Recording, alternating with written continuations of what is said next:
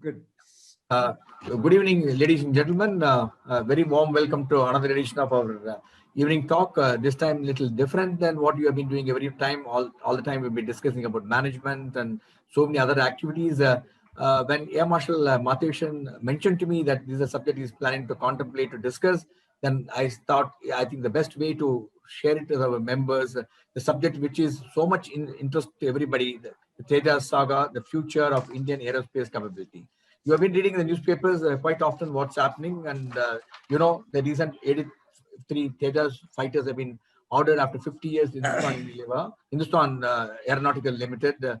By being in MMA all the time, we are talking about the corporates, Hindustan Aeronautical Limited. So before now, coming to today's topic, as I mentioned to you, we are indeed blessed and honored and privileged to have such an outstanding panel to discuss and one of the important subject, which is really kindling thought process. Why we brought this is to not only tell you the aerospace capability of Indian manufacturers, but particularly our public sector undertaking HAL, and also to tell you our Atmanirbhar initiative and so many clusters in MSMEs, SMEs, they have to really project themselves, enhance the technology qualification, and so that they could become a very, very resourceful supplier to some of these major initiative of India, especially in the aviation industry. And as I mentioned, we have outstanding panelists.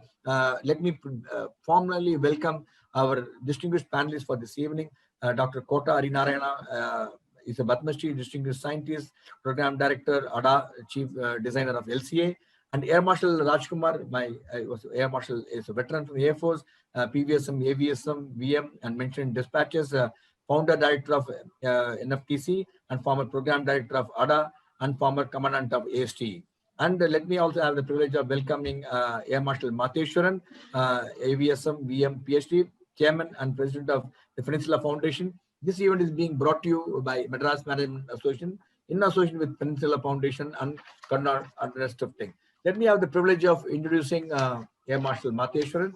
He will in turn introduce the distinguished speakers for this evening. Introducing Air Marshal Matheswaran. Air Marshal Matheswaran has more than 39 years of service in Indian Air Force.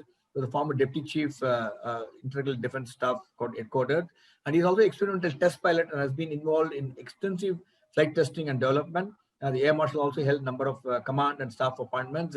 He was a PhD degree at the University of Madras and a senior fellow of National International Security of Harvard Kennedy School. And he's also a founding chairman of the Peninsula Foundation, a policy think tank based in Chennai. And we do a lot of work together with the Peninsula Foundation. And I know how passionate he is to bring together some of the out-of-box thinking, which we really need to kindle the thought process of so many management professionals in this part of the world. Very warm welcome to each one of you. I will now request Air Marshal Matheswaran to take it forward. Over to you, Air Marshal.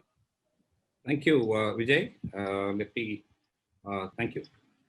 Let me formally welcome on behalf of the Peninsula Foundation, Air Marshal Philip Rajkumar, a veteran of more than 39 years in the Indian Air Force, and thereafter he spent all his time continuing in the program, the LCA program. He's been there right from its inception, and he's been one of the pillars, along with Dr. Kota, in seeing the fructification of this entire program. Air Marshal Rajkumar is the experimental test pilot, a graduate of the French Test Pilot School, EPNE, and of course, he's a war veteran from the 65 war and 71 war, and he's also been, my correction, the 65 and 71 war, and he's also been in various command and operational and important positions. That has been that is very important for the technology development and program developments in the country. He's been commandant of AST. He's the founder director of National Flight Test Center, and he's also been program director of the LCA before moving into advisory role. Dr. Kota, let me also welcome on behalf of the Peninsula Foundation, Dr. Kota Harinarayana, the chief designer and first program director of LCA and ADA, Aeronautical Development Agency. And it's been, he's been the other pillar who's actually put this program on track and managed it exceptionally well, and the results we see today. Let's come to the first aspect. Okay, the first aspect is today we've, as Vijay pointed out, the industry has got the order for 83 aircraft over and above the 40 that's already being supplied. And how does it look in terms of the fructification of today's, Tejas LCA program, and what does the future look like? How do you look at the road that's been traveled, the challenges that's been overcome, and the kind of challenges that we foresee ahead in continuing this entire process?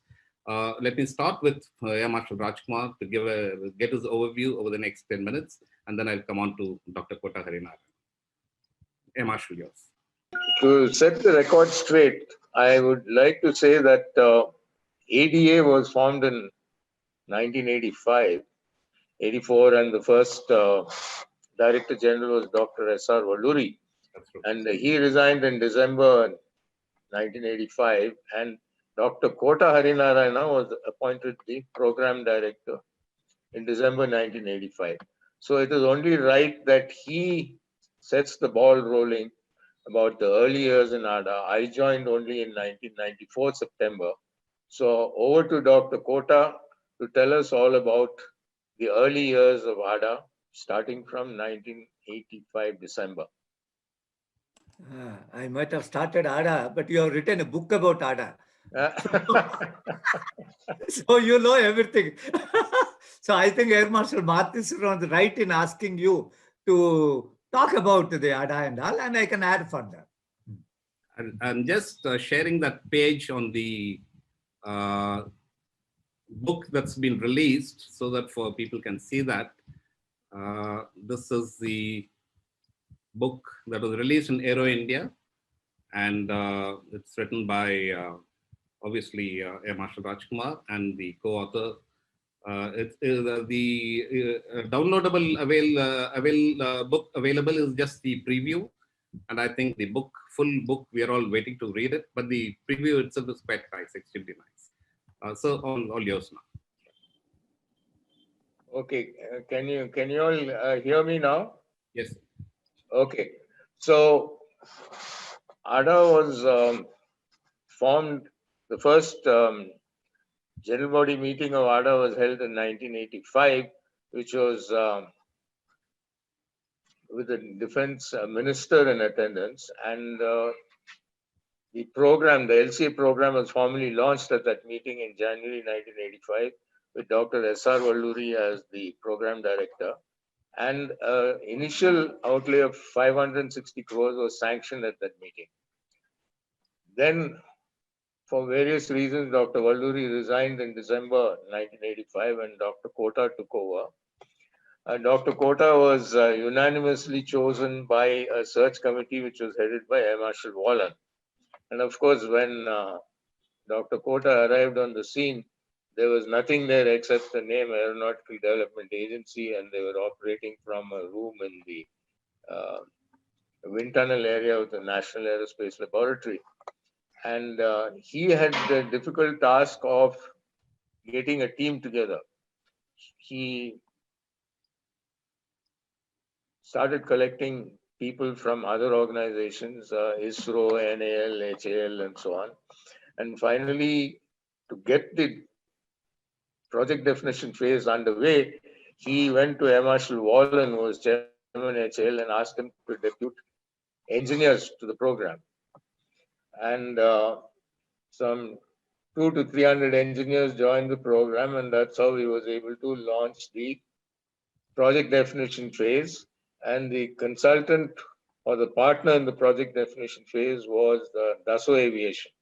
And so those engineers came to Bangalore in 1987, October 87, and they spent a full year till October 88. And they produced this 1,000-page document called the Project Definition Report, PDP report, which was sent to Air Headquarters. And at Air Headquarters, the plans branch took a close look at it, and they sent back a 300-page rejoinder on what they thought were the difficult technologies and the problems which had to be overcome. And they felt that in the cost and time frame projected by ADA, it was not possible to achieve. To resolve this, the committee was set up by Dr. Arunachalam, who was the scientific advisor. This committee was chaired by Professor Rodam Narasimha. And in 1989, between May and October, they had 6 meetings. And at the end of 6 meetings, no unanimous decision could be arrived at. The 2 Air Force members were Air Commodore S. Krishnaswamy and Wing Commander Agarwal, who was the flight test engineer from ASTE. So the 2 Air Force officers put in a dissenting note, and Professor Narasimha wrote back to Dr. Arunachalam that probably the way forward is to do a small technology demonstration phase of 200 sorties, and this would find acceptance with the Air Force, which is what happened. And then in 1991, we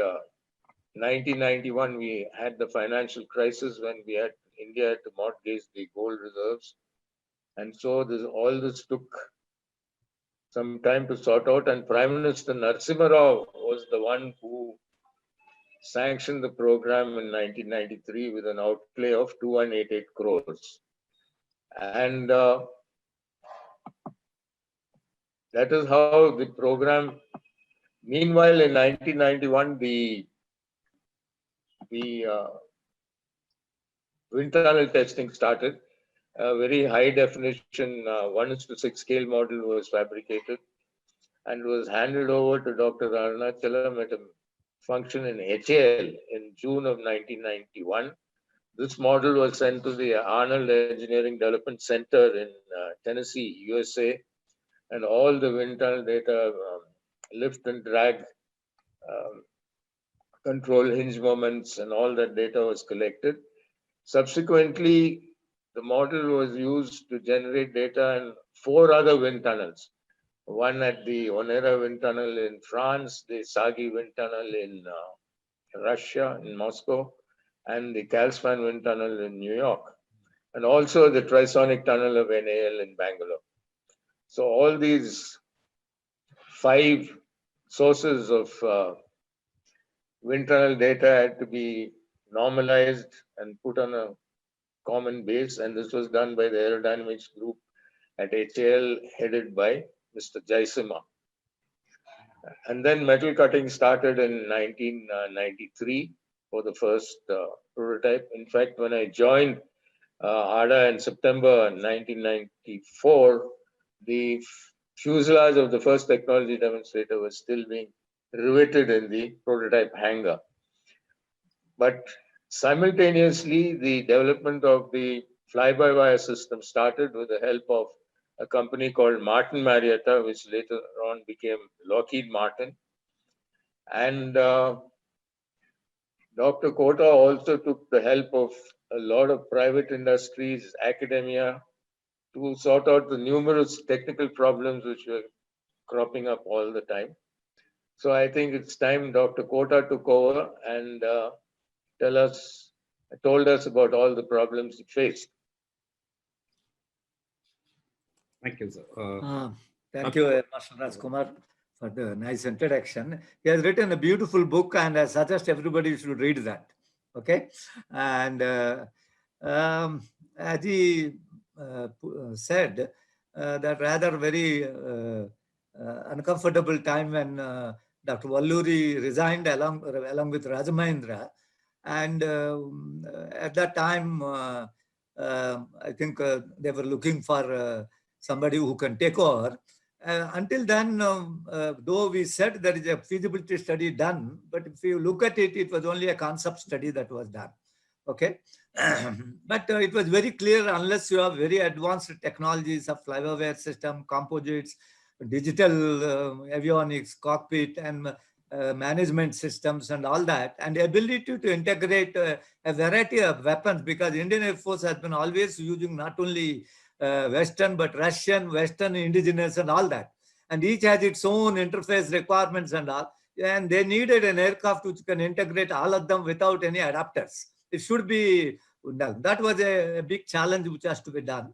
And until the LCA program came into the picture, I think the highest amount of software code that was ever written in any aircraft of Indian Air Force possibly about 5,000 or 10,000 lines of code, okay, which is very, very elementary and nothing worthwhile was there.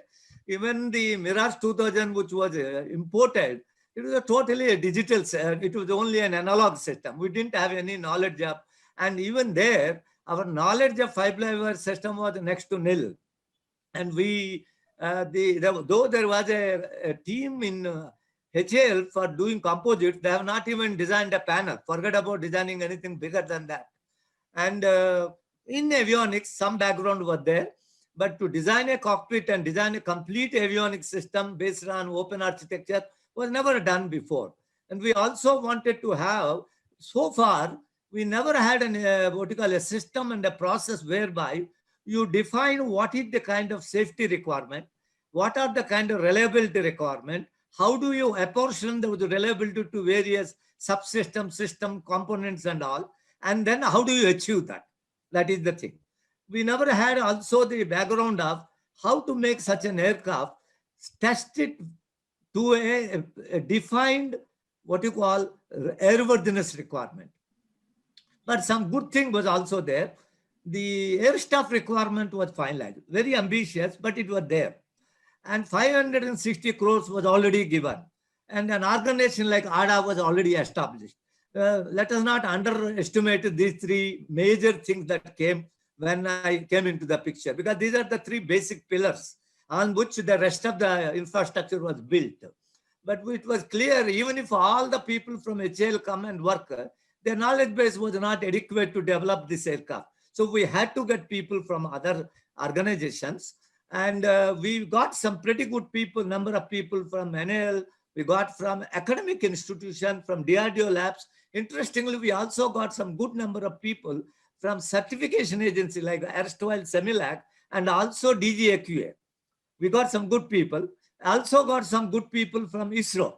We got some good people. So we got about something like 300 people, and we started looking at, and very first thing we did was, before anything could happen, what you call in a systems engineering approach, whereby you break down the total work into a work breakdown structure.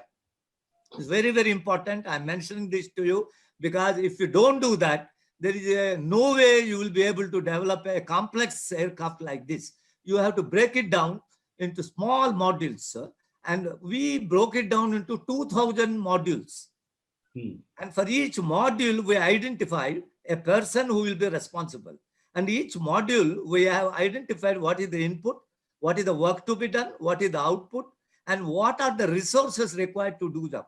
When I say resources, it is not only manpower, but also infrastructure required, technology required. What is the kind of process which you have to follow? I thought it was an extremely important job we did. And I do think it has helped in a big way. Another thing, as Air Marshal said, while the top report of the project definition was of 1,000 pages, it was backed by 30,000 pages of detailed documentation. The 1,000 pages was backed by 30,000 pages. Every equipment we have defined the specification. Every subsystem we defined what all the requirement. And we also attempted, which we refined later, what you call a route to certification. That is a very, very important thing. I feel if you don't have that very clearly written, we get into trouble. Another major thing which I thought our participants should know is we established 3 major groups. One is called System Safety Group. And this System Safety Group looks at in totality of the aircraft. What is the total safety required? What is the total reliability required? What is the reliability levels of each component, each subsystem? Is very, very important. And that team did that job. Okay. We all worked together, but the team had the rest. Second major thing we did was we established what you call an independent validation and verification team. What you call headed by a very, very capable person called Dr. there. And this team responsibility was to test, validate, verify every software at any place before it enters into the aircraft. I want to mention this because the importance of this can be, I will give one incident of that. Agni progress was going on, and first Agni I do, that is Agni 2 or 3, I don't remember now, it failed. So then Dr. Kalam gave me a call telling there is a problem. Then I told him, sir, I will send our chief of IV&V. And he went there. We went to the place, and to our everybody's surprise, not to my surprise, he found about 100 defects in the software. And they all rectified. He told them how to go about it. Next few launches, he was there. Then he trained those people. So you could imagine the amount of what you call thoroughness that is required before the software is acceptable to get into the aircraft. It's an extraordinary thing. There's the third group we have formed. All this happened, when we are creating this team together. And the third group is called Enabling Technology Group. If you want to design an aircraft, you must have what we have talked so far is the core technology. But to develop the core technology, you need enabling technology. For example, you have to develop a composite wing. You need enabling technology who helps you how to design the wing, how to manufacture the wing, how to test the wing, how to inspect the wing. This is the kind of task. And this being an unstable aircraft, there is a strong interaction between aerodynamics, structures, and controls. You need a software where these three interactions are to be captured well in the design itself. So this is what we did. And fourth point I want to mention is the linkage we established, not only with R&D labs and the industry, but with academia. Most of the enabling technology work, in fact, the contribution came in a big way from the academic community. And I must say, the role of academic community in LCA project is unique, extraordinary, not yet fully recognized, but I must say it is extraordinary there. For example, this software, what I'm talking, is called Aero Servo Elasticity software. Even for paying money, nobody on earth was ready to give to us. Either they were not ready or they were not ready to give us. So we developed, Professor Suryanarayana came from IIT Bombay. He spent 1 year with us. He formed a joint team from aerodynamic structures and controls drawn from HAL, AD, ADA, NAL and all. And before he left, the software was ready. And that software even today people are using. So that is the kind of a thing. And while this 300 people were there, but one important thing we did, I felt it is important, was when I joined ADA, it is more like an organization which is overall coordination. Then I found if you're a coordinating agency with no technical capability, nobody will bother about you. They will just... So we created a technical ability within ADA whereby they not only will be able to support the work center, they can do a design work in case a work center cannot do. In fact, we took that work which other work centers were not willing to do. That is how ADA's contribution was there. It became a full-fledged, over a period, it became a full-fledged design capability there. Today, they are able to do AMCA, Mark II, so many things. But that capability didn't come overnight. It took a long time. But some of the finest people from all over the country, they came and joined us. Whether it is R&D lab, or it is industry, or with academia, they came and joined us. And what we fundamental, I want to mention to you, important thing is, when you give work to a work center, until you give a work to a work center, you can decide whom to give. Once you are given to a work center, his failure is your failure, project failure. His success is your success. If he has a problem, it is your job to see to it his problem is solved. He has need more manpower, you give him. He needs more facility, you give him. He needs more software. Whether it is written in the contract or not, forget it. Because the contract has no value once with most of the government agencies, they don't care. I'm sure Air Force knows it very well. Air Marshal Matheswaran knows it. Air Marshal Rajkumar knows it. Nobody cares. And money, nobody cares. So that's not that. But moment the work center knows, ADA will step in and help them to solve their problems. It is an important. I just want to add one point before I hand over. We had given a development of head-up display to one lab in Chandigarh. That lab had never done anything close to that. Okay, but that was the best that we had. And they were, I must say, they had put their best team and they really worked hard. One day they called me, I went there, I saw that one. Look what it is. Moment they showed me this book. Then they were aghast. I said, no, this is the thing which will happen when you develop a thing. A failure is not to be worried. A failure is to be analyzed and we need to move forward. I must tell that they had a problem. They were having extremely good optical engineers. Optics are fantastic, but they didn't know how to coat it. They had no ability to coat it. Adal went around, they found there is a wonderful coating technology at the Indian Institute of Science. And we linked the Indian Institute of Science with the lab in Chandigarh. At the end of it is a beautiful head-up display came. And from the second TD2 onward, the head-up display. And if you ask our test pilots and all, they will tell you that head-up display's reliability is so high. The imported head-up display used to fail. For example, Mirage 2000, they used to tell me that if you keep it on without sufficient cooling, it will fail in 30 minutes. This flow will work for 6 hours. That was the level of reliability and thing we were able to build. I'm giving one example. That is how each work center was able to develop, bring it to a level where people thought it can never be done. The same work centers were able to do it well, and never, and it, because of the high reliability that was built into these subsystems and equipment, were able to bring in reliable. But each reliability was given in advance, told what should be done. And if they had a problem, we helped them how to achieve the reliability. Okay, but what is important is, most important thing about LCA project is lot of problems, lot of headaches and all, but the team never lost faith in itself. We knew we have again a tough job, but we will succeed against extraordinary amount of criticism. We did, and always worked to see each other is supported. And I do think we have created an ecosystem where people learned how to work. This is the first project where industry learned how to work with R&D and academia. Okay, never in the past we ever done that. And I think this is the greatest legacy we are telling. Each other has understood their strengths, and things like composites and all, they were not done in the main set. They were done NAL, they were done academic institution, all that one thing. And I do think we are able to bring an ecosystem which is really active and continue to grow. And that is what is going to be help us in our future programs. So thank you. Thank you, Dr. Kota. I think the point that you've made on the interface between the research, R&D, the academia, industry, and the user, these four organizations must coordinate and interface with each other is extremely important. And I think that's one of the most important developments of that contributes to ecosystem development. And I think this is the biggest gain from the project program. And yeah, this, I agree with you. That is the biggest takeaway.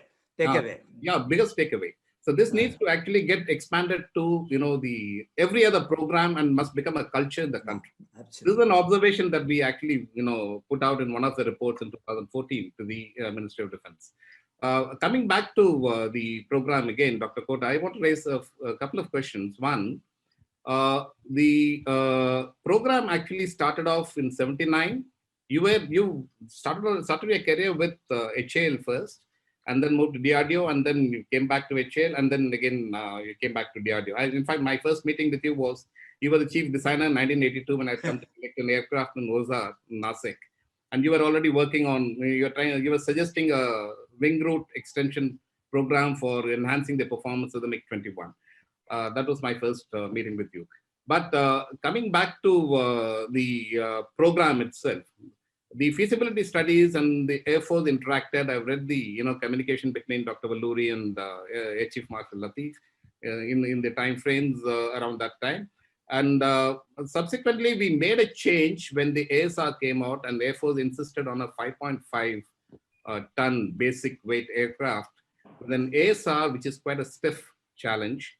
And when you started that program, then the scientific advisor Arunachal also indicated that let's use the program to bridge gaps in technology and development. So the 4 technologies which were actually put in, it became a huge technology development program.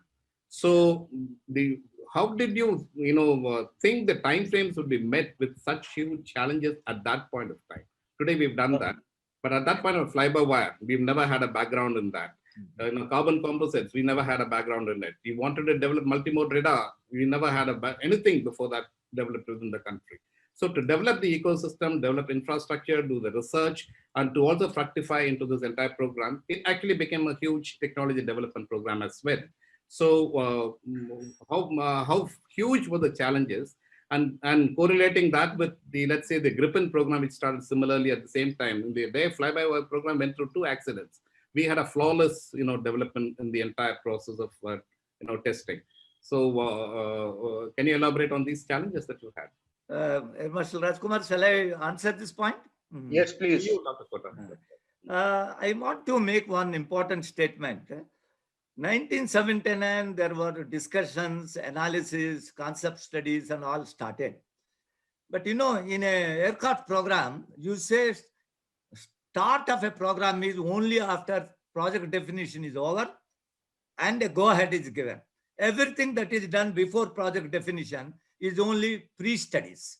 I think this must be understood by not only user understands nowadays better, but also for the media, everybody.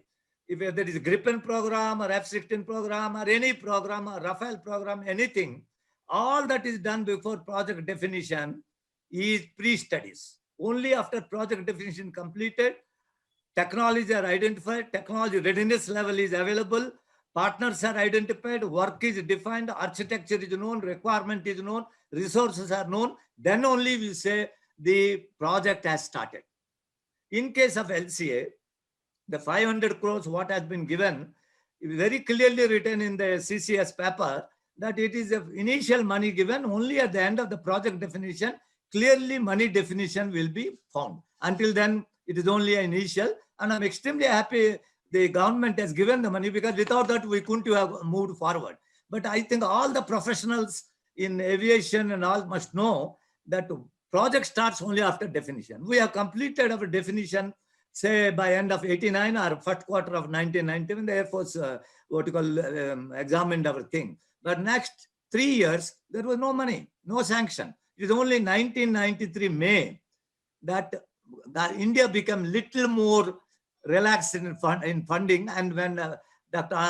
Kalam went and met the then Chief Prime Minister Narasimha Rao, then he said yes.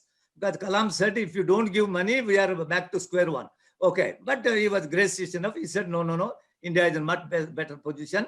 But at that time also, the money was not given for full-scale development. Money was given for technology development. 2 technology demonstrators. That is not again full-scale development.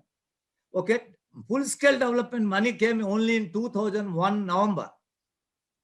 So normally you have a concept studies, then you identify technologies, then you develop technologies using a different platform, ground and all. Whether it is flyby done in Mirage, something like on Jaguar aircraft BAE, it was done by Dassault Aviation and Mirage, then on Rafale. Like that, composites were done by all people do on different platforms, and they do the technology and bring it to what you call a TRL level 6 at least.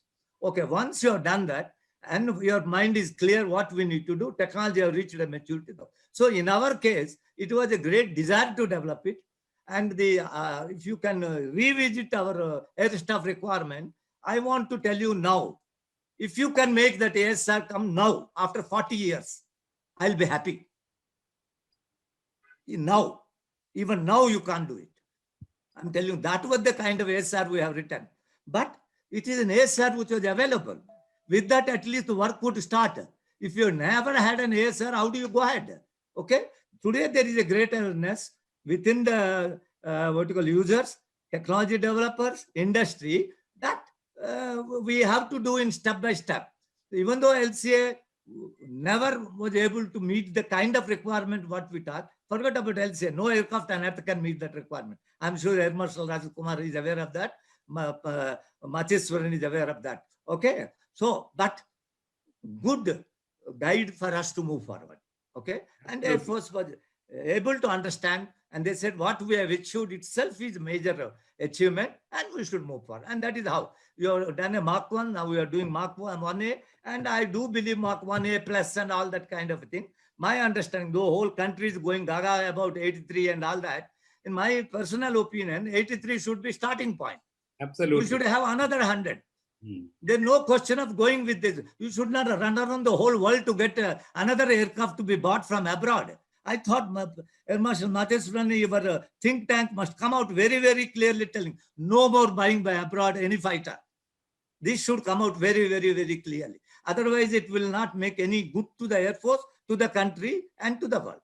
Okay, this is what I would say is very, very important for us. And this is the lesson learned. How do we create a team? How do you develop the technology? How to bring it to a maturity level? And now when you are talking of, LCA Mark II, you have a mature technology. It is the configuration is different, but technology is mature. So you will have lesser time to go ahead. Absolutely. I thought Air Marshal Rajkumar can add further. So, Yeah. Philip, I want to say a couple of things here. Dr. Kota spoke about software development. Now, I retired. I left ADA in 2003. Dr. Kota left in 2002. But because of the work done, because of the foundation laid by him and whatever I did at NFTC, the organization has been able to build on it over the last 17, 18 years, and they've achieved success. So successive program directors have come and gone, successive project directors have come and gone. And we have achieved success mainly because of the system which was put in place, Very important. the way of working. I think it's a very important point. The systems and processes are what have been laid well, which has helped. It's not absolutely. merely the developer, but also the certification agency. He I also just- knows how to go about doing the job. I just want to highlight That is the a very point, important point yeah. to mention. Dr. Kota, I want to highlight a point that you and Marshal Rajkumar brought out is, there's been a lot of, points raised that the Air Force, ASR has been, the requirements keep changing. I think Philip sir will confirm to me, the ASR has never been changed. And like you said, it is difficult to meet. And when we have a huge break after the HF-24 experiment or HF-24, experience, and then we have a lost decade, and then we start off again all over in a new environment with huge challenges, I think you're bound to have the first, project falling short, and those concessions are absolutely understandable. That's how we need to look at it.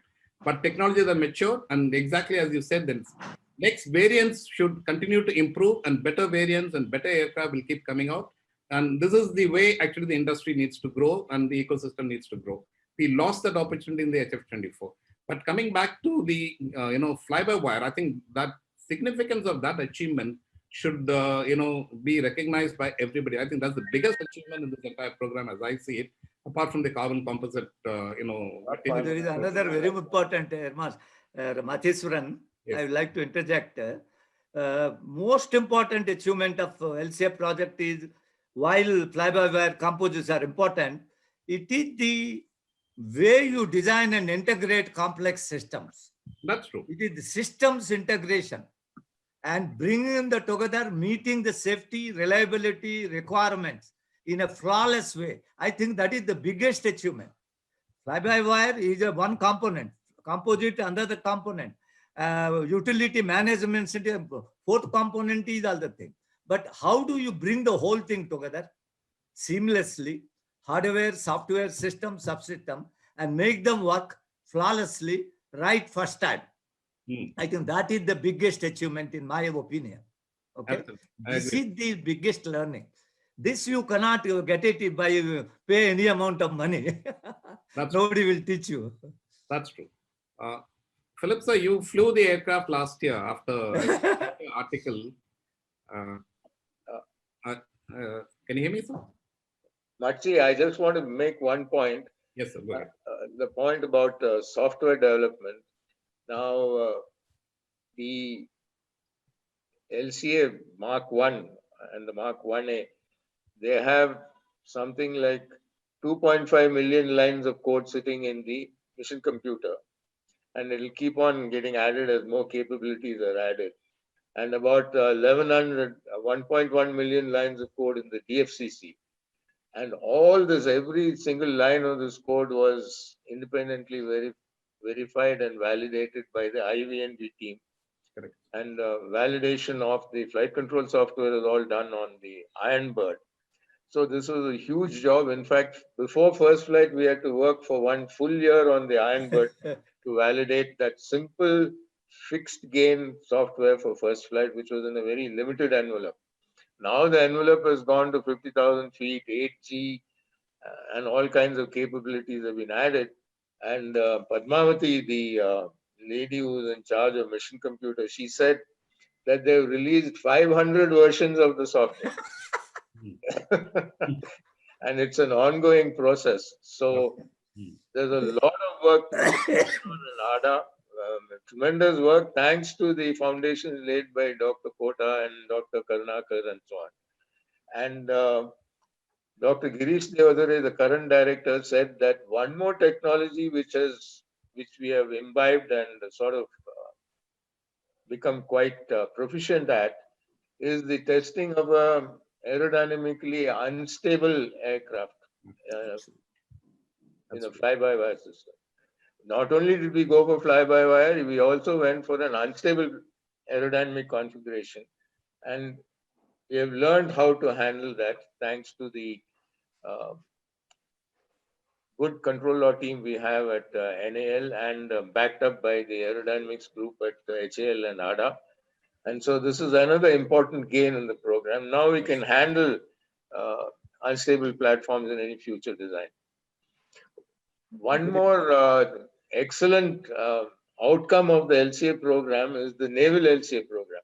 We had absolutely no experience in making a carrier-borne fighter. And we have gone ahead and successfully done that. And I think that is a huge gain. Absolutely, sir. Absolutely.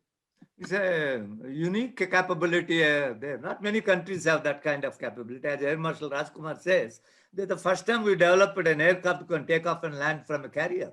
That's right. And it is an extraordinary amount of technology and knowledge gain. And I only hope we will not lose this knowledge. No, We'll utilize it and do that. So, but sir, Philip sir, I just want to actually highlight another point is there's a lot of collaborations that were established across the world and in this entire development program. But then 1998 came when we declared ourselves a nuclear weapon state and the sanctions kicked in.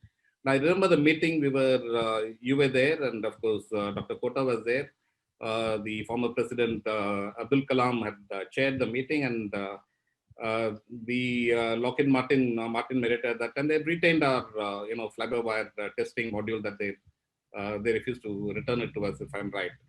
And so the statement that President Kalam made at that time was, "I'm glad this has happened. The sanctions have come, and the umbilical cord is cut. You will now learn to walk." This was in 1998. I mean, sure enough, Eddie and Dr. KGN Narayan and the team, I think that was the direction to them. And in 2001, the first flight happened. Marshal Matheswaran, there's one not so quoted point is there. This is the first time in history of any fighter aircraft program in the whole world that you have put an engine and you have integrated an engine and tested the engine, flight tested the engine without the engine manufacturer being present. The total integration effort was done by the team at ADA, Dr. Kevil Rao and team. Yes, don't underestimate the value that what experience we gained, confidence we gained. And that was what you call started by a jet fuel starter, which was the first time designed in India. The jet fuel starter is the new. The engine support was nil because that fellow left in 1998. It is this small team sitting in ADA. They were able to integrate. They were able to satisfy all the certification people and flight test people, and they did that. Another major point. I understand this is the first time in the history of the world that you have integrated an engine without engine and manufacturer being present. Absolutely. Points from your side? One more point, Marchi, after the Pokhran sanctions imposed by the West after the Pokhran explosion in May of 1998. In June of 1998, one BAE team came there to review the work we had done on the Ironbird.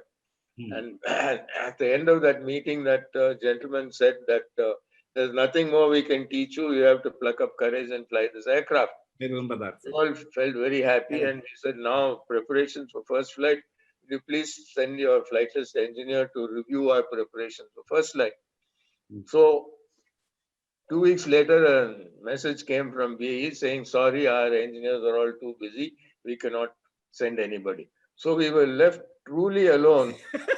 And we took the decision independently to fly the aircraft. And I think the best outcome of the Pokhran sanctions was what I call the indigenization of decision making. Absolutely. All the decisions were made by us indigenously. We didn't go to any consultant to do that. I think that was a huge confidence booster for us. That was a blessing in disguise. Absolutely. So we are Matheswaran, yes. Please remember one important point whom we are now not mentioning, but most important. The certification agency, no flight test will happen unless the certification.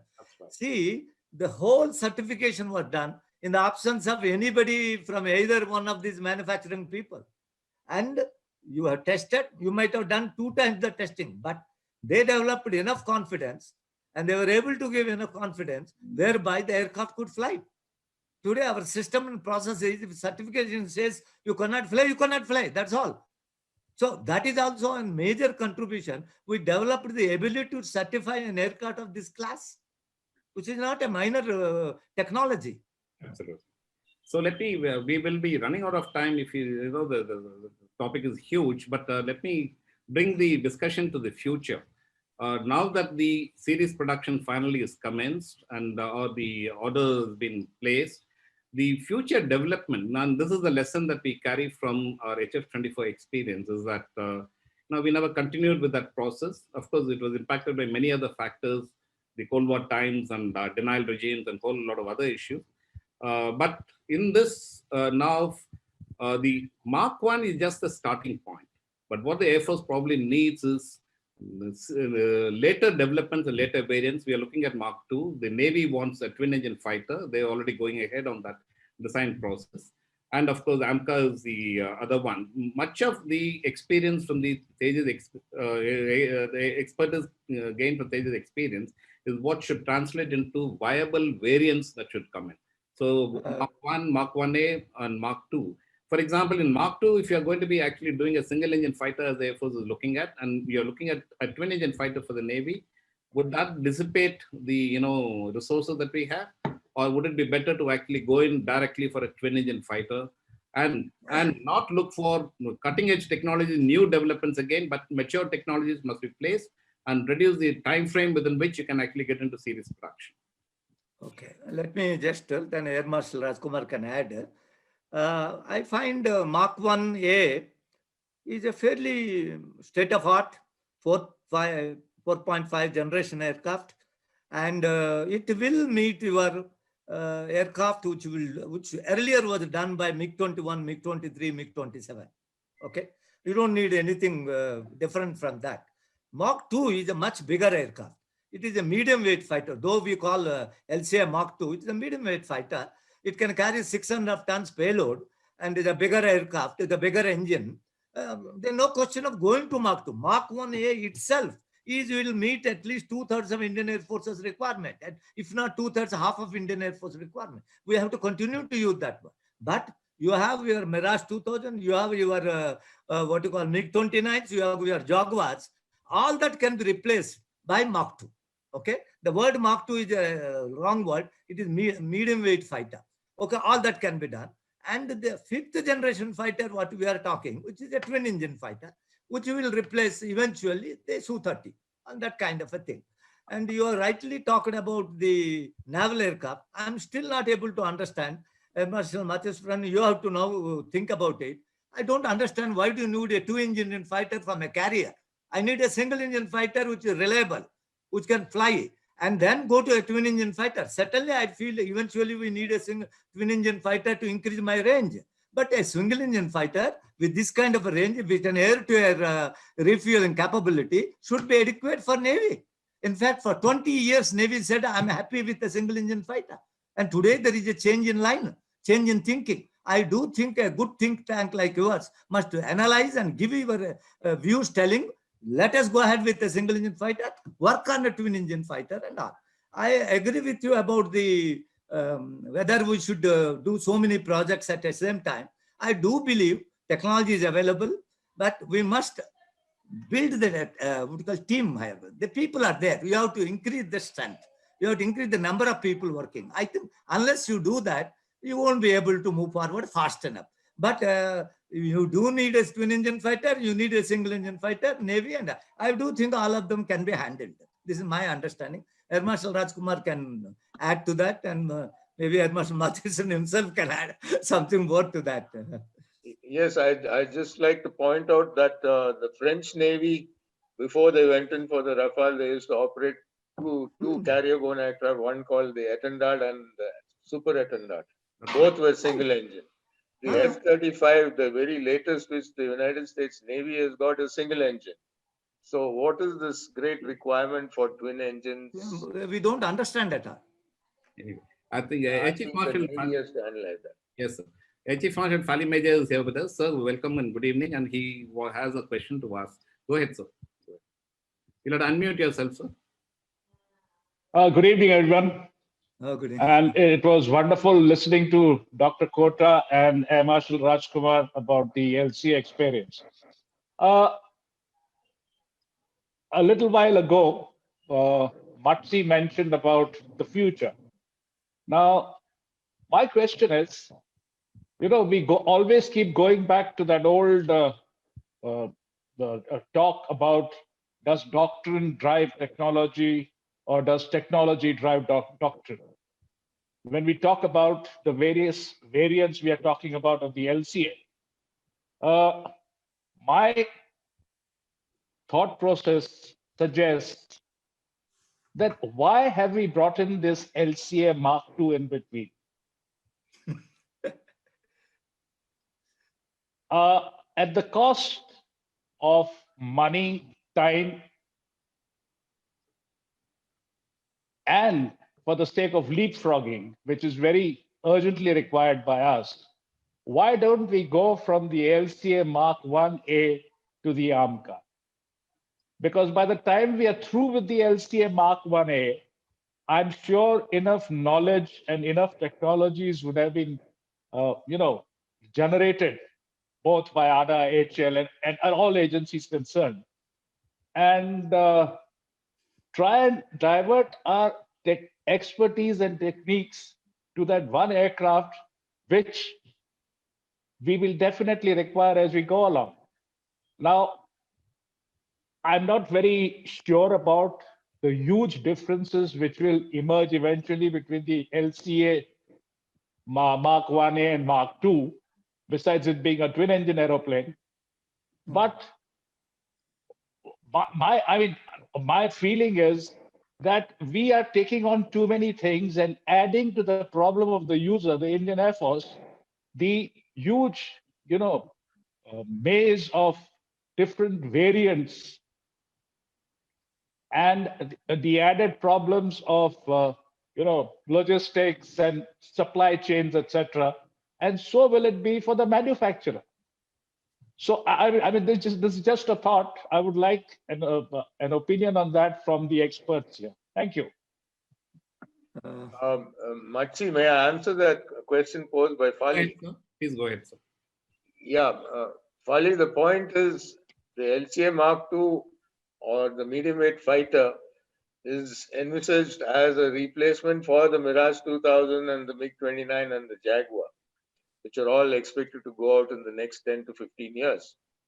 And as far as the AMCA is concerned, it's supposed to be eventually powered by two 110 kilonewton engines. And there are none in the world market at the moment. The plan is to fly the AMCA with two F414s and later on graduate to this indigenously developed 110 kilonewton engine, for which talks are going on. And the development time frame is likely to be of the order of 15 years. So that is why the LCA Mark II or the medium-weight fighter has been pushed in as a stopgap so that the skill sets developed during the Mark I and Mark 1A programs don't get atrophied. I can add a little further. I find the Indian Air Force had three levels. One is the lightweight fighter, the medium-weight fighter, and the heavyweight fighter. Unless Indian Air Force decides to have only two, a light and a heavy, But today, if you continue to want to have a 3 levels of fighters, light, medium, and heavy, you do need 3 different types. Mark II is basically twice the weapon load of Mark I.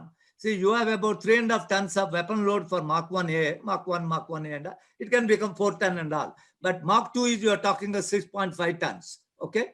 And AMCA is a different kettle of fish. It is a stealth fighter, all those kind of things are there. So as long as the Air Force has a doctrine whereby you have 3 levels of fighters, Mark II is a necessity. And Mark II has been designed. Mark II is now in advanced stage. Maybe by 2022 and the aircraft will roll out. Maybe 2023 or 24, it will start flying. It has come a long way. And as Air Marshal Rajkumar said, it to meet these 3 aircraft replacement by a single aircraft. Okay. And the technologies are mature. So we don't expect that to take too long a time to come out. Unlike Mark I, where technology itself development was required to be done. This is the background. Thank you. Thank you for that. I have, now that you brought up this question of the 110 kilonewton engine, while it will take time by the time if we develop it ourselves, but as an alternate, like even the Mark II, you're going to fly them with the F414s, am I right? 414. Mark 414, sorry. 414. Mark IIs. Yes, sir. Yeah, Mark II is 414, Mark 1A also 414. 414. Mark 1A is No, Mark 1A is 404. The Mark 1A is 404. Yeah. Mark II Mark 1A is 404. I'm talking of Mark II is 414. Now, which means that starting now, we'll have to look for the availability of the 414, which we are talking about 10 years hence. Now, and in the meanwhile, is there any other engine available before we develop it ourselves? The 414 is already selected, and it was already supposed to have been inducted. It got delayed. So now I think that agreement is well in place. I don't think there's a problem there. No, I agree. I'm aware of that the agreement is in place. But what I'm trying to say is we are now talking of about 10 years hence. Now, in that 10-year gap, are we going to get stuck with the 414, or is there scope for something else which is as good or better than the 414? Are we looking at that? That's what Air Marshal Rajkumar said. The new engine, it will not be totally, it will be along with an international partner. They are going to develop it. And we are expecting that in another 7 to 8 years, that engine will be available. And that will take care of the replacement of 414 for Mark II if you are continuing to manufacture, plus AMCA also. Okay, thank you. Thank you, sir. And also, in the context of, as Air Marshal Rajkumar said, the continuity in the industry in terms of production, in terms of variant developments, consolidates the ecosystem and the skill levels. And therefore, it is extremely important. That's a mistake we did with HF-24. We should repeat that in the LCA. So the LCA variants are required. So the mainstay of the aircraft, as I see, will be the Mark II that uses the achievements of the LCA Mark I, develops an aircraft which is far more viable and meets the mid-level requirements, MMRCA equivalent requirements of the Air Force. And that will actually become the mainstay if you do it well. And it also then stabilizes the industrial capabilities across the country in an ecosystem level. This is what all countries and all industries do as well. And this is the strategy we need to follow. Besides, we also need to export. We need to open up for exports. And if we don't have exports, and this is where we need to learn from the French strategy, from the Fourth Republic and Fifth Republic, where they pitch the defense industry, defense research and development, and armament exports as the most important crucible of their national reconstruction and development. And we must learn from that. We work with French quite closely. Marty, may I interject here? Go ahead. This manufacturing technology is also got a huge upgrade because of the LCA program. True. In one of my interviews with Dr. Kota, he told me that when he came, HAL was doing, there were 300 or 400 draftsmen working on drawing boards. And that was the design technology available till ADA introduced CATIA. The first CAD software which we introduced was CATIA. And similarly for composite technology, also there was a huge upgrade in manufacturing capability at HAL because of the LCA program, and now we are much better poised to move forward for the LCA Mark II and the other programs. Dr. Kota, would you like to add Yeah, I something? just want to add one important thing that happened is first time HAL has given major sub-assemblies to its private industry of LCA Mark I. For example, the whole wing assembly is done by L&T. The front fuselage is done by Dynamic Controls Guru, and the rear fuselage, I think Dr. Sankar's group and all. Center fuselage by another company in Hyderabad. This is the first time. So, like a true OEM who gets all this done at a tier 1 level, and he integrates, tests, validates, and puts. OEM basically is a design plus integration agency and product support. I think this is the first time it happened, and I do believe HAL must continue to strengthen this infrastructure of tier 1, tier 2 people.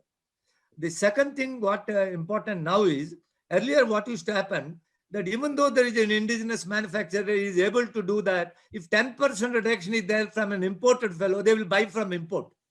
In a strategic industry like ours, you should not do that. You have to nourish your own tier 1, tier 2 partners.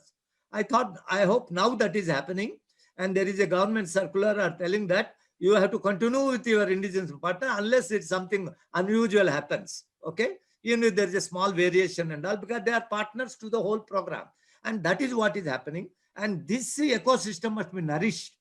It's not only that at the OEM level we should have work, we must continue to have work at the tier 1, tier 2, tier 3 level. I think that is the ecosystem we have to maintain.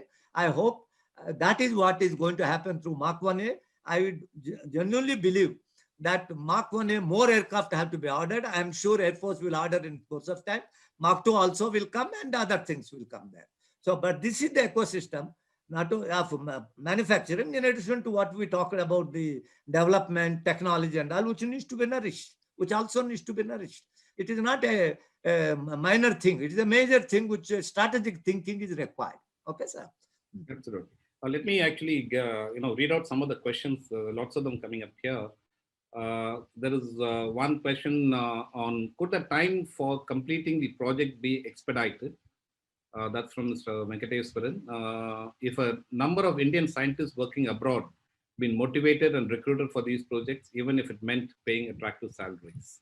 So this is one. And the second one is, how can we institutionalize, from Sriram, institutionalize the project management and industry collaboration capability gained, especially for use for mega projects like warships? I think it's already being done. So your input, sir? Marshall. Yeah, I can answer the thing. First, I'll say the mega project with a tremendous amount of interface required. There are today clear understanding world over that you have to use systems engineering principles for achieving this. To a partial extent we followed, but full extent we need to follow in all of our future programs. If you do that, where it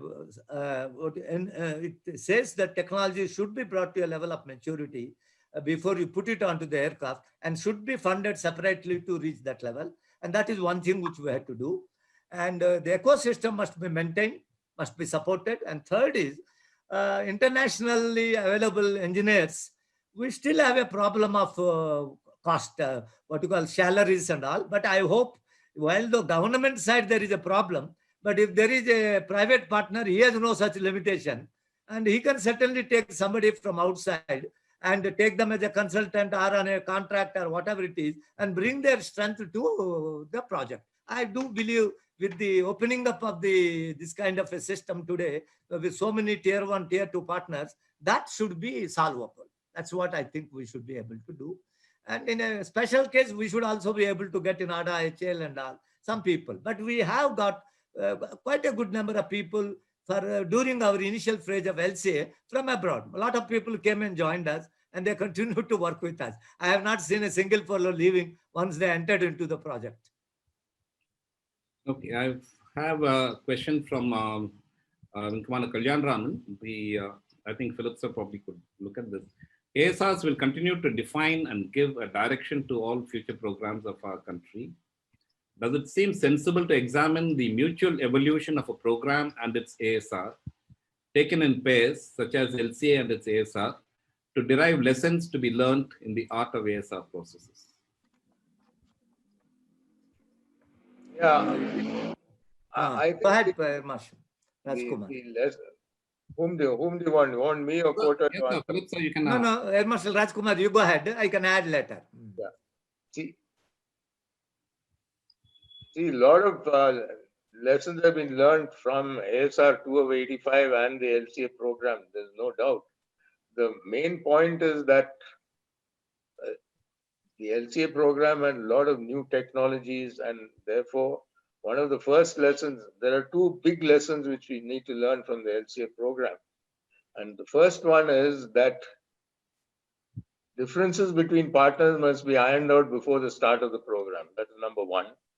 Second is that the user service must take ownership of the program and pursue it with vigor, which did not happen with the LCA. The user, both the Indian Air Force and the Indian Navy, were a little lax on owning the program. Now, of course, everybody wants to own the program. But in the early years, we were left alone. We were working alone. So that is the big lesson. Conflict resolution before start of the program. Second is that the user service must take ownership of the program and pursue it with vigor. Dr. Kota. Yeah, in addition to user, which you have rightly put it, even the principal partners also should own it.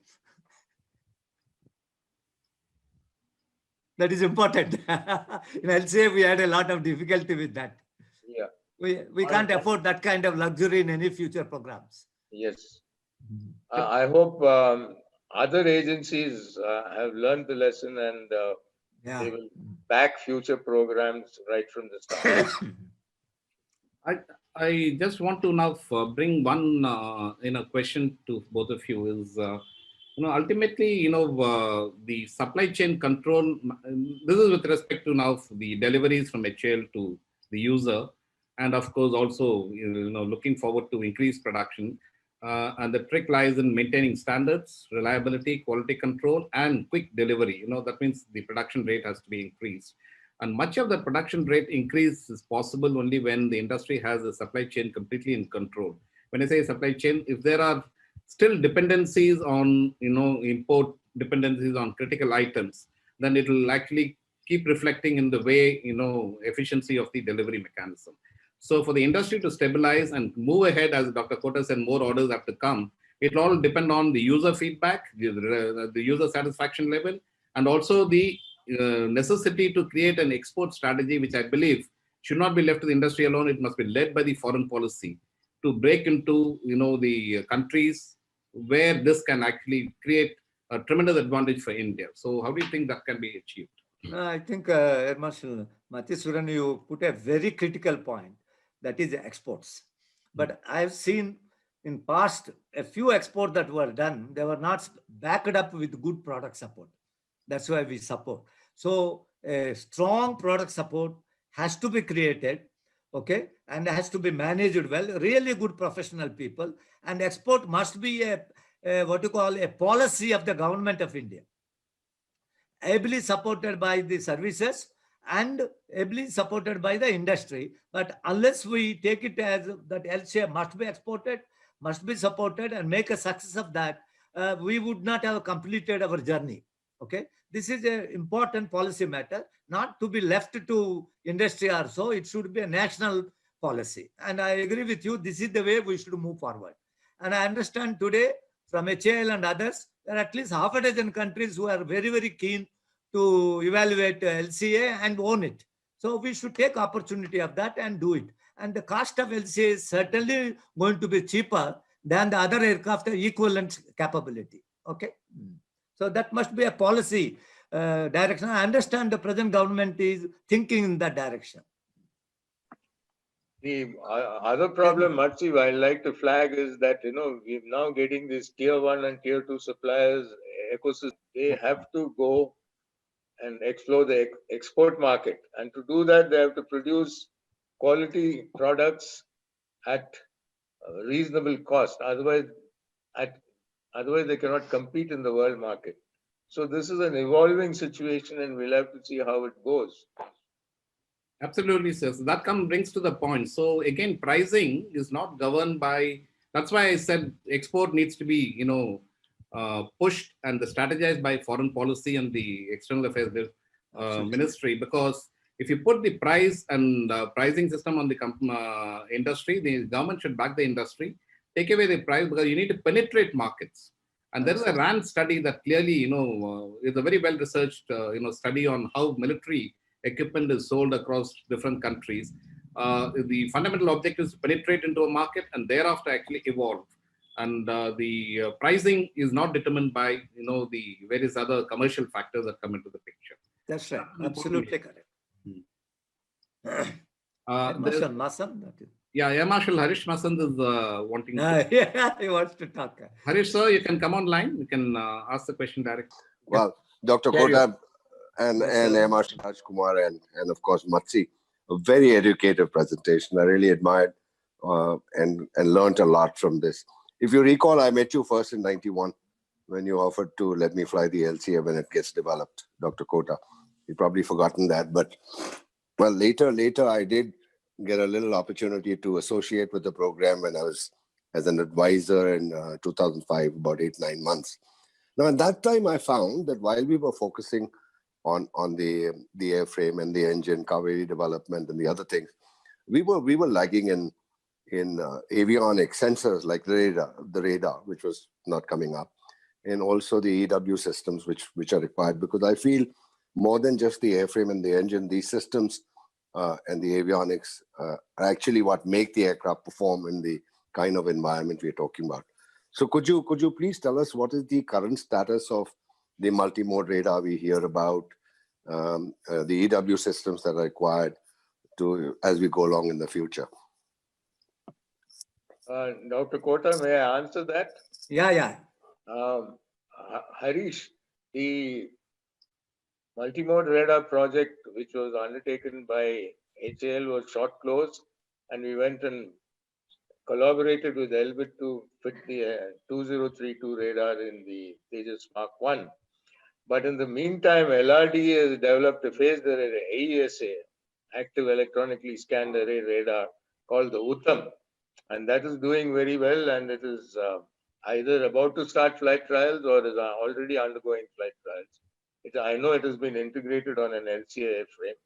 So as far as the primary sensor, the AESA is concerned, we are well on the road to have our own. Second important development is that the Astra, Beyond Visual Range Missile, the homing head has also been developed, and therefore sensor technology is moving ahead at quite a satisfactory pace, after a long struggle, I might add.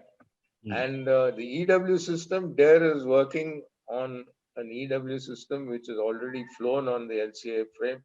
And for the Mark 1A and the Mark 2, the Mark 1A will have a podded system, and the Mark 2 will have an internal fit. So I think those two problems have been addressed. The biggest elephant in the room, of course, is the engine. Engine is a tough call. That's right. Sorry, the elephant. I didn't get that. Elephant in the room is what? Engine. Engine. Okay.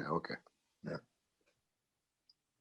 Group Captain Ajit Akte wants to raise a question. So Ajit, sir, go ahead. Right. I have a fundamental question. All over the world, aeroplane manufacturers are basically system integrators. In the sense, take Boeing. The fuselage may be made in some parts of the country. The engine is made anywhere else in the world. Landing gear comes from somewhere else.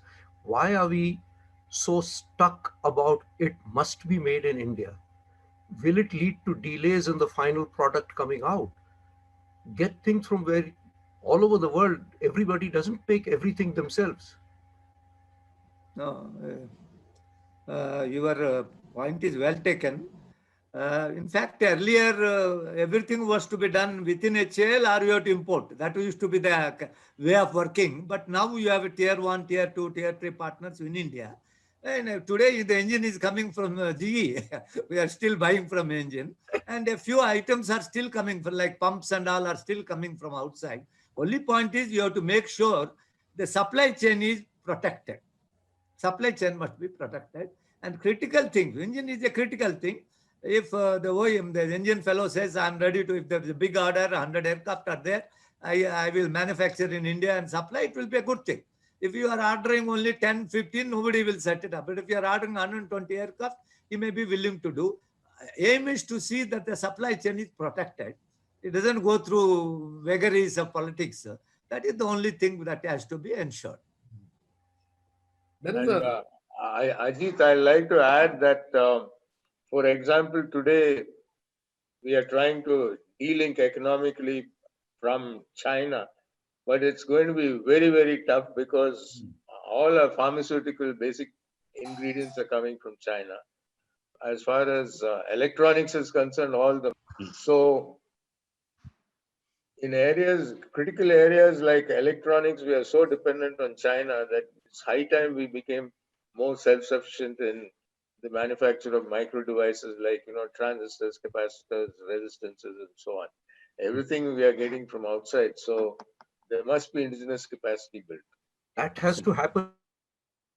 Yes, sir. But what I'm trying to say is that today, for instance, India makes virtually 60% of the world's tablets made anywhere in the world.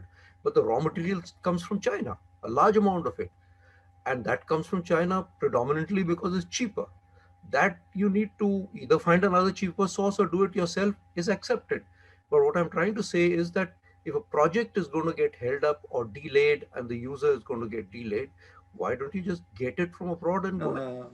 See, this sub, India was treated so far what called Kharidna Republic. Sab kharido bahar se. You can't have a Kharidna Republic in India. You can buy a few items, but today our whole thing, we are the only country we are buying everything from abroad. As Air Marshal Rajkumar said, all electronic components we are buying abroad. India is one time, 15 years back, the largest supplier of bulk daggers for the whole world. Today, because China has made it a little cheaper, even India started buying bulk drugs from China. Is that the way to do? You have to have certain base in India so that you don't come to, what do you call it, a deplorable situation. We are not a small country. If you are a country ordering 20 aircraft is one thing. If you are having 1,000 aircraft, how do you deal with it? Certain things you got to do. You look at USA, you look at Russia. I have seen Russia. He may use an imported engine for his aircraft for selling abroad, but he will never use an imported engine for his own domestic consumption. Have you seen a fighter aircraft in Russia, which is an imported engine, imported electronics, imported radar? Never. See, these are all strategic things. You got to do it. We are not a small country. So we need to see where we should do sensors, electronics. We have to build that capability. If we have the capability, then it's all right. Okay, that is where the missing link was there. We need to bridge it. Okay. That's also about technology strategy in terms of identifying those critical technologies which are mandatory, irrespective of the investments and the cost of the whatever. Absolutely. We need to develop that. That is the important. And I want to say, simply because some 5% better performance is available from abroad, we should not buy that. Even if the 20% lower, higher fuel consumption, Russia will never buy from America or Europe. He will use his own engine. That is how we have to work. Okay, thank you. So let me come on to one important, issue is the ADA was set up, as we discussed earlier, to, this was a huge project, a huge program, and you needed, a lot of congruence of capabilities from different agencies. This is also the program that brought together, as we discussed, the academia, R&D, industry, and the users, in a way that, they can bring in the kind of synergy into the program development, despite various challenges and, barriers and other issues. But now, once we've now gone past and completed a program development, we know what are in our control. So would it be better actually now to integrate this into the industry the ADA, or would it be better to keep it separate as an entity? That is one part of the question. The second one is, now that we are expanding, we also need to create multiple agencies. So one of the ideas that is propounded is also to create a NASIC division as a separate industry entity, along with a design agency for it to take on a parallel development, separately. That would bring in, strengthen the ecosystem, bring in multiple private players, and also give a boost to an export orientation that we are talking about. Would that be the right way to go?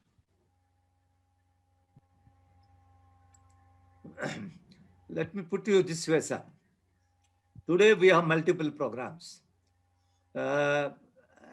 So one single, what you call design house is not adequate. Okay, you have to have at least 2 design houses, and with a tiered support system, the design houses can link up with the industry and get going with the job. You can't. It will be much of a muchness to say that one single design house will do so many projects. Today we talked about only fighter aircraft. There is a major requirement of transport aircraft. We have not yet talked about that. Okay. In fact, there is a need for a transport aircraft. Logistic support is a critical element of any war scenario. You have made a statement that whether NASIC can be done at one stage. In fact, when I joined HL NASIC as the chief of design, that was the idea. The idea was that it should become a full-fledged design bureau. But subsequently, HL felt that they don't have enough work for having 2 design bureaus. Okay, but now there is enough work for 2 design bureaus. Okay, there is so we need to see how to move forward. And I don't think 2 design bureaus is a luxury, but how to integrate, how to work together. I think the people have learned how to do that, and we need to move forward. Good, sir. There is a need for more than one. Maybe Air Marshal Rajkumar can add. Today an enormous amount of capability resides in ADA, and that capability has to be nurtured as we move forward. And this was the LCA program was the first time when the design was sort of distributed between the HL Design Bureau, which did the general systems, and the high technology systems are all done by ADA and other DRDO laboratories. Manufacturing was done by, prototype aircraft build manufacture was done in the prototype shop, and then serial production is going on in the aircraft division of HAL. So, and the IAF is the user who accepts the aircraft and starts using it. So there has to be an institutional mechanism created with DRDO, HAL, DRDO means DRDO/ADA, HAL, IAF, and probably a government representative as well, to make sure that this arrangement functions smoothly. Thank you, sir. And so we are heading towards the end of our session. Let me ask one important question is, when we started the LCA program in 1985, how would the Chinese, the state of Chinese aerospace industry was not far ahead, or maybe at around the same time, if not, they were probably in a little bit of crisis as well. But between 1990 and now, they seem to have leapfrogged in a huge manner. Certainly, the ability to invest and push R&D in a big way is one, factor. But what are the other factors, in your opinion, that they now have? They brought out the JF-17, they brought out the J-10. They've also reverse engineered every aircraft that they bought from the Russians. The Su-27 has become J-11, A, B, C, the J-16, and then of course they've gone on to J-20 and J-31. So what are the factors that actually has given them that kind of a push, apart from? I genuinely believe there was a strategic decision to see that they have a total capability in the total domain. And their investments are 20 times that of ours. For example, in engine development, they are spending $20 billion. We are not even spending $500 million. You look at their infrastructure in terms of testing, validation.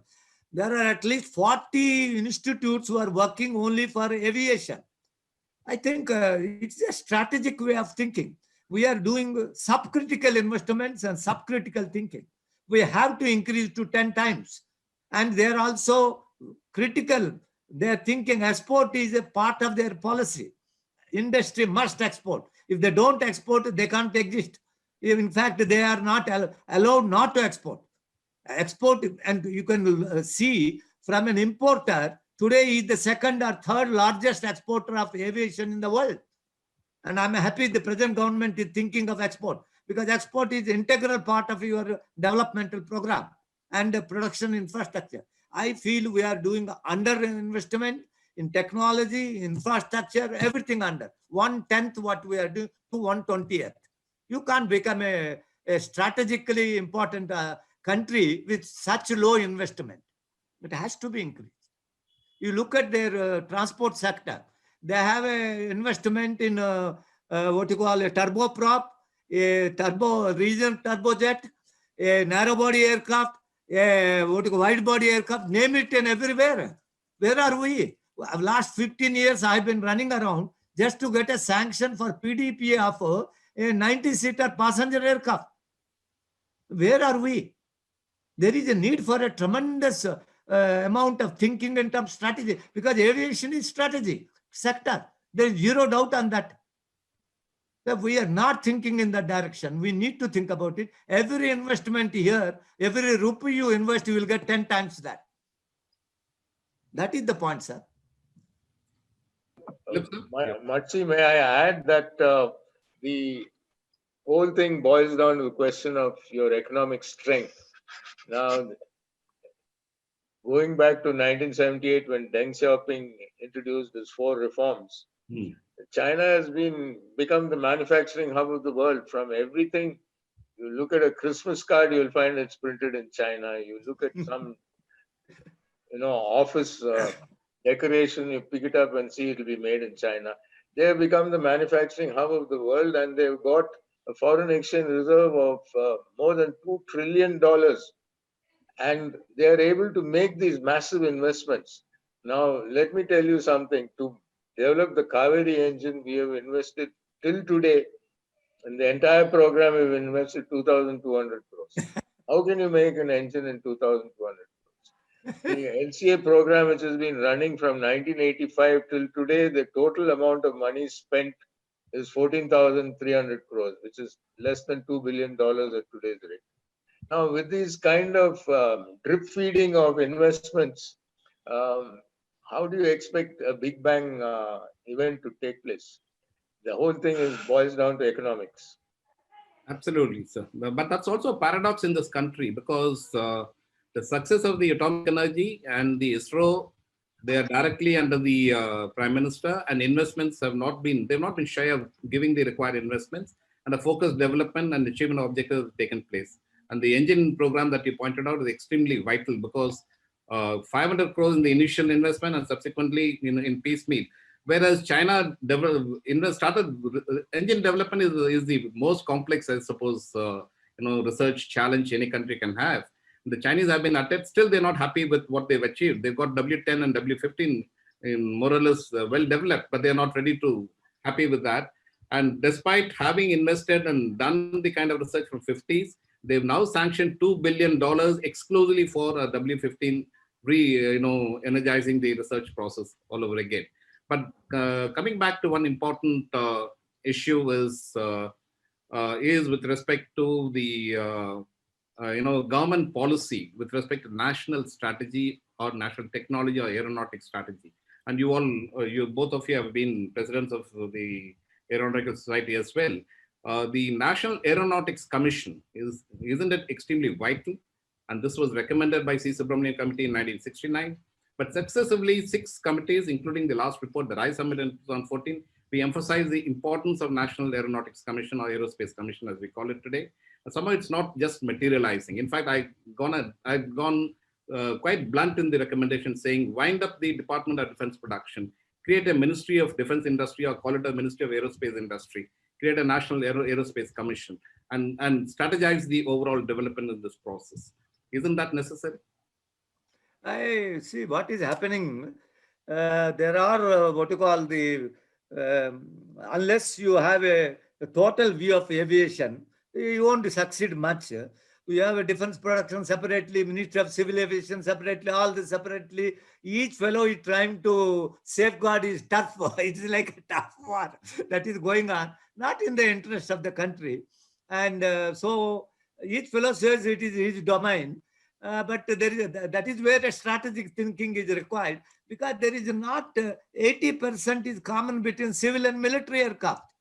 If I make a transport aircraft, 80% is the common between civil and military. Even in case of a fighter, large number of technologies are common between a civil aircraft and military aircraft. This is how we need to look at it. World over, aviation and defense is treated as a big technology provider, but somehow I think reason could be anything, but we have never succeeded in convincing that we need to have that overreach kind of a capability. It never happened. And it was only a lot of paperwork and nothing more.